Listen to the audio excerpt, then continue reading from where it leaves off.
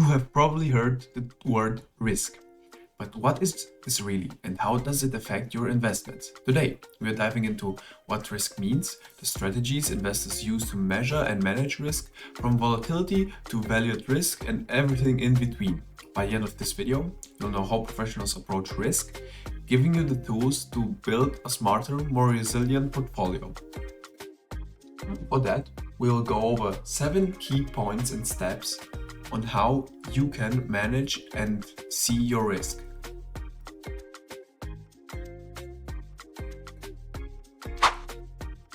In finance, risk isn't something to avoid entirely. Risk is essentially the potential for loss or the chance that things won't go as planned financially.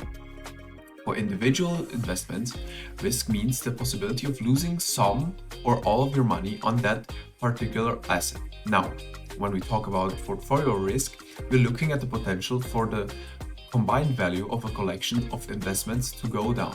So even if you spread your investments out, there's still a chance that the overall value could drop. Why is this important? Well, if you're aiming for long-term financial growth, managing this risk is crucial. A well-managed portfolio isn't necessarily the one with the highest returns in the short term.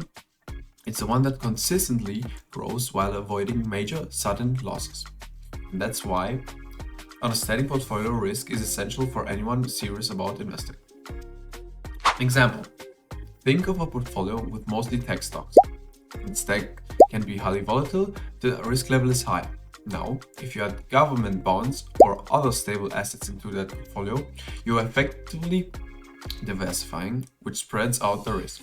So even if the stocks are going through a rough patch, your portfolio could remain more stable overall because of these less risky assets. This balance between high and low risk assets is key to managing risk. As a next step, you have to understand return, because they are closely linked. Return is essentially the profit you earn from an investment. It usually expressed as a percentage and represents how much your money has grown or, in the worst cases, shrunk over a period. Now, where risk comes in? Generally, investments that offer higher returns come with higher risks. If you're willing to accept more uncertainty about your returns, you may see bigger gains over time, but you're also more exposed to potential losses. Conversely, low-risk investments often provide smaller but more stable returns. So balancing your portfolio's risk and return is like finding the sweet spot that meets your goals and comfort level with losses. An example, imagine you invest $1,000 in a high-growth stock with a 10% expected annual return.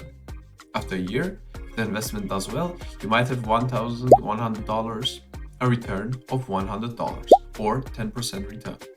But because of the high return, there's also a chance it could go the other way, you will end up with $900. Compare this to a $1,000 investment in a government bond, which has a 2% return. After a year, you would have $1,020. It's a smaller gain, but it's a lot more predictable and comes with less risk.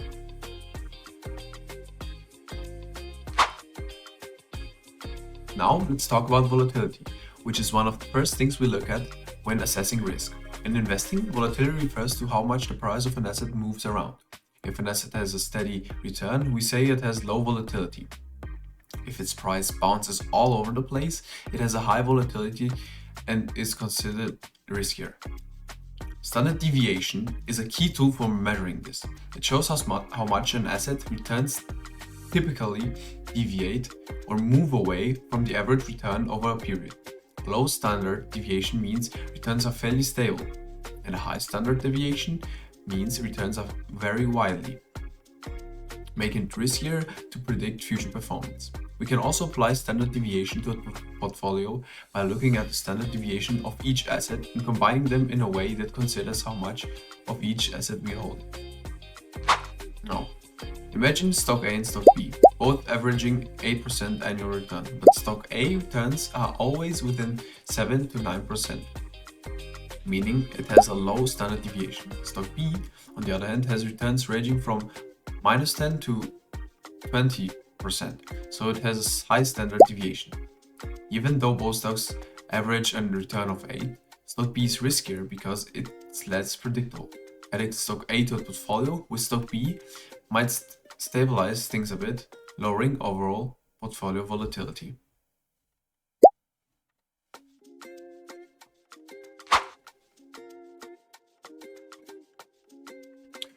But not all assets behave the same way, which can be an advantage in managing risk. Some investments tend to rise and fall together.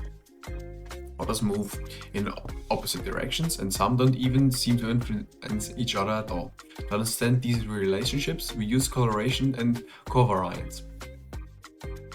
Correlation measures the direction of two investments move in relation to each other and ranges from -1 to +1.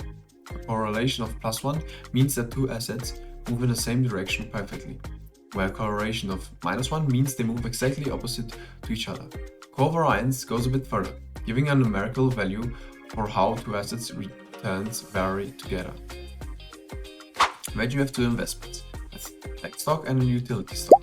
Let's say the tech stock has a correlation of 0.8 with another tech stock. This is highly positive correlation, means that if one tech stock goes up, the other is likely to rise too. Now, if the tech stock has a correlation of minus 0.4% with a utility stock, that's a moderate negative correlation, meaning they'll often move in opposite directions. By combining assets with low or negative correlations, like tech and utilities, you create a portfolio that's more balanced, as these assets help to offset each other's risk. To understand these relationships across multiple assets, we use a covariance matrix. This matrix is like a grid that shows how each asset in the portfolio is related to every other asset in terms of covariance. Having this full view of asset relationships allows investors to make more informed decisions on which asset to combine to minimize risk.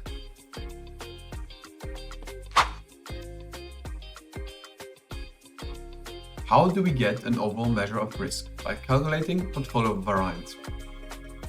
Portfolio variance is a metric that combines each asset's risk or volatility with their correlation to give a single measure of risk for the portfolio. This way, investors know the combined risk level, not just the risk of individual assets. Let's say you're holding 50% in stock X and 50% in bond Y. Stock X has a high variance of 0.04, while bond Y has a low variance of 0.01. If they're uncorrelated, you can calculate portfolio variance using their individual variances. The result is a single number that shows up how much your entire portfolio might vary, which is very useful for assessing whether the overall risk level aligns with your goals.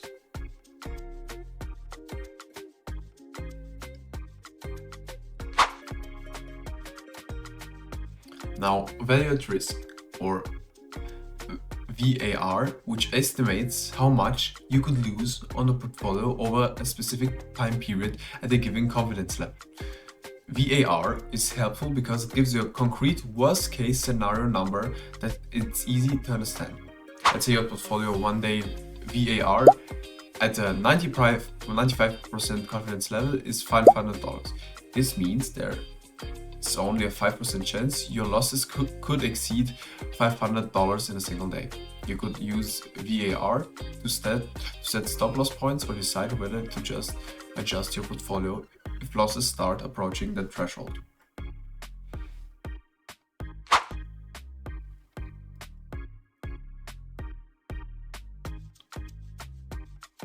Now, expected shortfall or conditional VAR.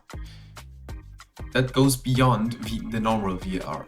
By calculating the average loss you'd expect in scenarios where losses exceed the VAR threshold. This provides a more conservative measure for investors who want to understand potential losses in extreme cases. If your portfolio's VAR is 500 at a 95% confidence level, then the expected shortfall might show the average loss beyond that, say $600. This means that in the worst 5% of cases, you could expect an average loss of $600 or more, giving you a clearer picture of the potential impact during extreme market turnouts. Now, measuring market risk. Beta is another risk metric that shows how much an asset returns is expected to move in relation to the market. A beta 1 means an asset returns move right along with the market, while a beta greater than 1 indicates more volatility, and a beta below 1 indicates more stability. Let's say your portfolio has a beta of 1.2. This means your portfolio is 20% more volatile than the market. If the market goes up by 5%, your portfolio would likely go up by 6%. That we have calculated that by getting the 5% times the 1.2%. But if the market drops by 5%, your portfolio would likely drop by 6%. Understanding beta can help gauge your portfolio sensitivity to market changes and adjust it to make your risk tolerant. In summary, understanding and managing risk is at the heart of a successful investing career. We've gone through standard deviation, correlation, VAR, beta, expected shortfall, and all tools investors use to measure and balance risk. By understanding these concepts, you can better structure your portfolio to reach your financial goals while managing potential losses. Remember, the goal isn't to avoid risk entirely, but to balance it in a way that suits your comfort level and objectives. I couldn't cover the assets and their risk level in this video. So if you want to know what actually to buy at what risk level, watch this video so you can be informed about the assets that you can invest in. Thanks a lot for watching. Stay tuned for more tips on smart investing. Until the next time.